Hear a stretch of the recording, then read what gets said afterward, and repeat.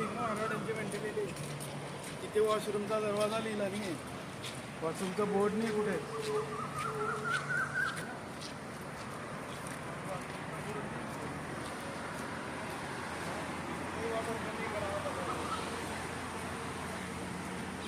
आपल्याला